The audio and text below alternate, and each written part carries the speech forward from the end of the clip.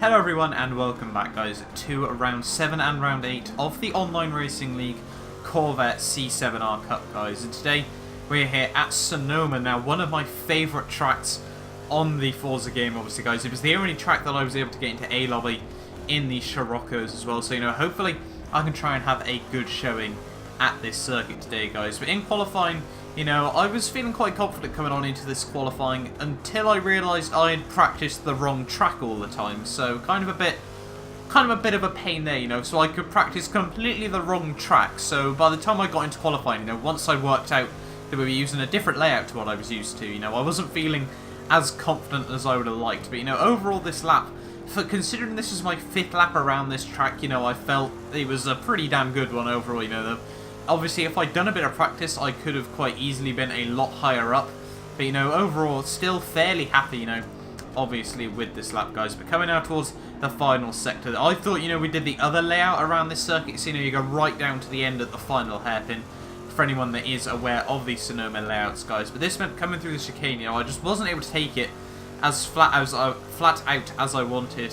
So, it just lost me a little bit of confidence. But coming out down into the chicane, this was another place where I lost out a lot of time, as you can just see, struggling to get the power down on the exit at the corner there, because I just didn't have any knowledge of where I needed to be braking and accelerating and things. Now in through the final corner, just got to try and get a nice little curb on the inside, run a little bit wide on the exit of the corner there. Kieran ahead of me just completely bins it there, but down towards the line, and we are going to be able to go up into P4 in my lobby. They're absolutely tying to the millisecond with GTR Warwick.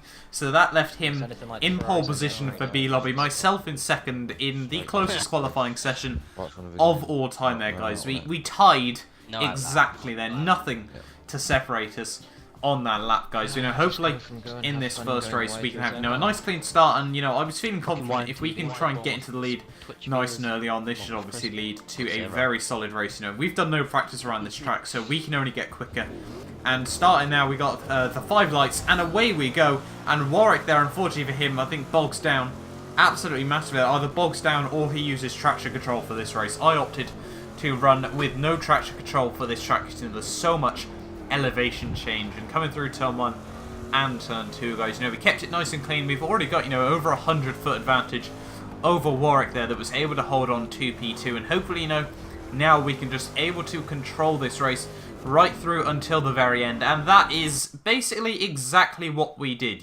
Just fast forwarding all the way through this race. That was all we were able to do. Just held on to the lead of the race, and it was fairly easy. I won't lie. We had the guys behind me, the GTR Warwick, AMS Renter, and Entropy were all fighting, which just basically meant that I was able to hold on to the lead.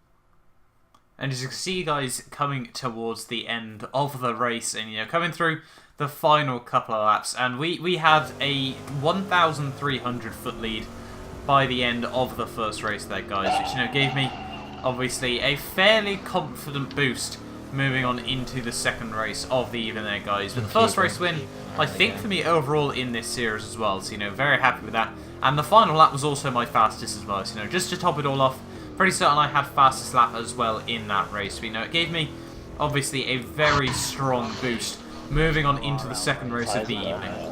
But obviously starting from the back does make it a little bit harder for me. Quite a small lobby though for these races. We only had 10 men in the lobby, so not too difficult to try and hopefully make my way through. I think a podium should definitely be the aim. But obviously we were fairly quick in the first race, hoping we can just have the same sort of affair in the second, guys. But it's lights out and away we go, and the first man on my hit list will be AMS Renter as we come through towards the very tricky turn 1 and turn 2. I'm just going to try and keep it tight, keep it clean, keep it tidy by myself, try and avoid contact with everyone else. A little bit of bumping and bashing with a few of the guys just about, sort of around the midfield position in this race. But I'm down the inside of AMS Renter nice and early there. We're trying to have a look around the outside of Entropy as well, though. We've got GTR Warwick runs a little bit deep just about ahead of me there, which cost both of our run then. I try and go towards the inside of it. I didn't realise we were 3 wide. I thought my front end was fully behind there, so I can only apologise to Warwick for that.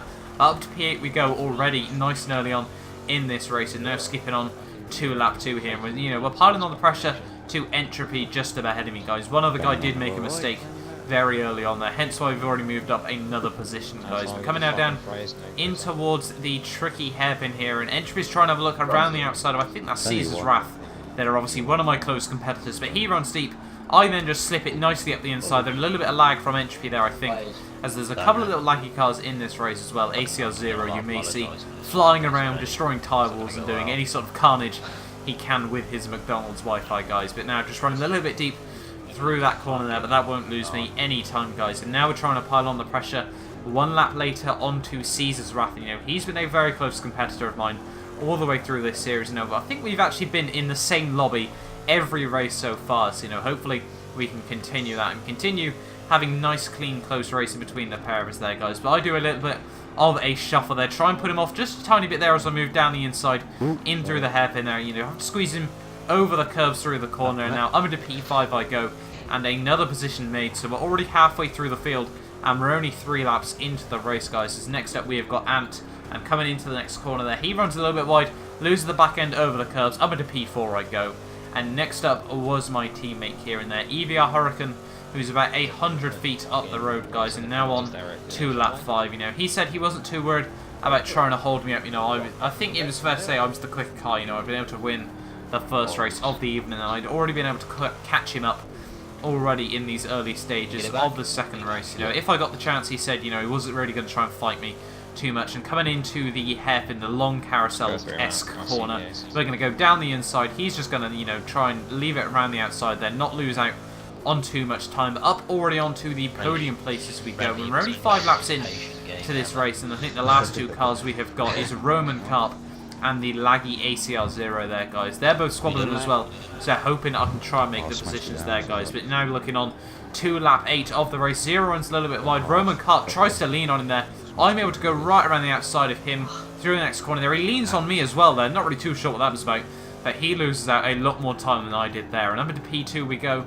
And now all we got to try and do is move past Zero, and that can leave me in the lead of the second race of the evening, guys. You know, was piling on the pressure to Zero still. You know, there's 8 laps to go in this race. As he goes very defensive, I'm going to try and swing it right around his outside there, but he takes a lot of curb through the corner there, which just pushes me out wide, so I wasn't able to make any ground up there. But, you know, as long as, you know, we keep it clean, keep it consistent, and try and pull away a little bit of a gap to the guys behind me there. As you can just see Zero all over the shop as we come now down towards the chicane. Now I'm going to go for a little bit of a dummy move there, and he runs a little bit deep into the chicane there. I trim the exit of it ever so slightly there, and now we're going side by side out towards the final corner there, but he runs massively wide straight across my front end there, lags back over the track as well, rage quit straight away, and not really too sure what that was all about. Can't really think that I was at fault there. You know, he ran massively deep through the corner. I don't know if it was a lag or not, his end there, but, you know, unfortunately for me, I'm back down to P3 there, and a bit, you know, a bit annoyed that he has also rage quit from that race. You know, it's quite frustrating when, you know, you're racing someone that you make a little bit of contact with them. You know, I personally felt that was his fault, and, you know, they rage quit as well. But now moving on to lap 11, and Kieran gets caught up behind Roman Carp there. He breaks massively early through the long flowing hairpin there. I'm able to move right back up around his outside now, down towards the next hairpin on this track, guys. And I run a little bit deep, pushing into Roman Carp there. I can only apologise for that.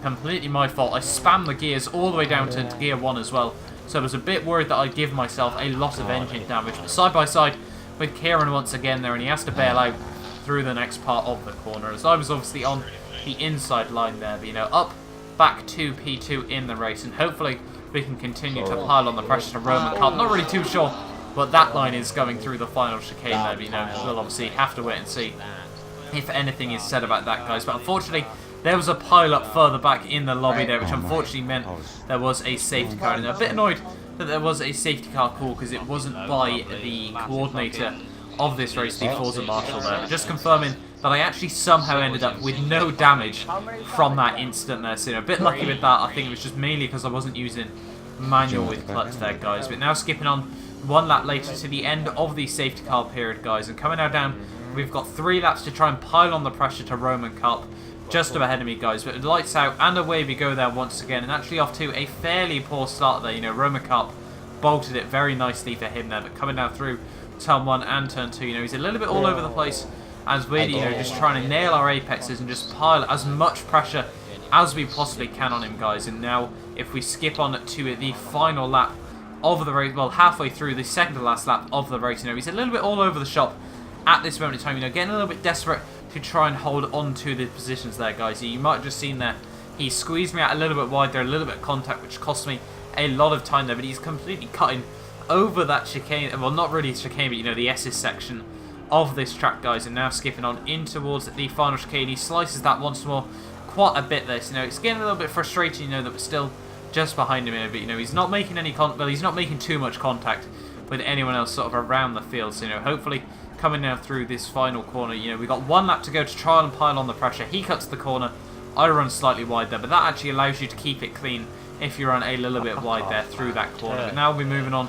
to the final lap, and he runs massively deep through into turn 1 there. That's going to compromise his run absolutely massive there. I'm all over the curbs on the inside there, you know, the gap's back down to, you know, a couple of car lengths at most as we're just piling on the pressure there. He's incredibly slow through the second part of this first S section of this lap, guys. And we run it wide a little bit over the curves there, try to recover it ever so slightly, but I lose out on a bit of time there. But, you know, coming through now, down through this long right hand here and down in towards the hairpin. He runs massively, he brakes, sorry, massively early into the corner there. But I'm just going to try and go for a bit of a switchback move here, guys. You know, we get a nice exit of that corner. He nudged over the grass and then onto the curbs ever so slightly here. So, you know, we're going to have a look, try to pretend that we're going down the inside there, move back to the outside of the corner there, but he squeezed me out wide once again. I just have to back out of that, and unfortunately for me, not able to take the line I wanted through there. They're going to try and take as much curb through the exit of the corner as we can. But, you know, we've got just a couple more corners to try and go for this move, guys. You know, he's still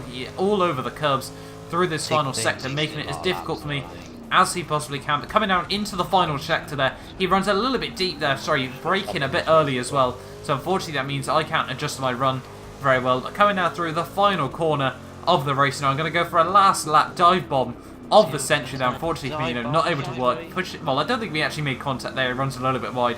But P1 and P2 there in those races, you know, I think we can still be very happy, obviously, with those two results in the races there, guys. You know, hopefully you as well have enjoyed these two races. You know, two of my probably better races I've done overall. You know, the first race is not particularly exciting, but the second one definitely had a bit of spice, and I should have been the highest point scorer overall in B lobby from that race. I think coming on into this race weekend, I was up to P19, obviously, including the drop round that I had back at Road America as well, guys. You know, I'm looking fairly strong in these races so far, and I think, you know, P10 by the end of the season should be my aim overall. You know, hopefully, obviously, we can achieve that, guys. But as I said, hopefully, you know, you have enjoyed this video. Do not forget to like, subscribe if you are new around here, guys, and I will see you next time for a brand new video.